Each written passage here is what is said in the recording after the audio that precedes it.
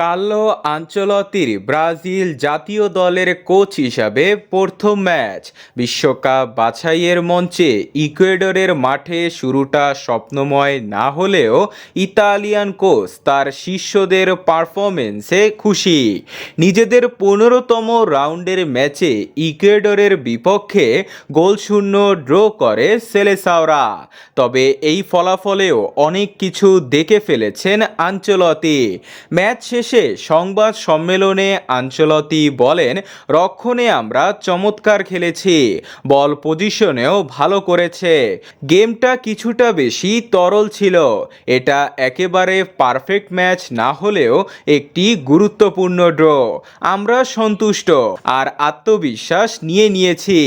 এই ড্রয়ের পর 15 ম্যাচে 22 পয়েন্ট নিয়ে টেবিলের চতুর্থ স্থানে আছে ব্রাজিল।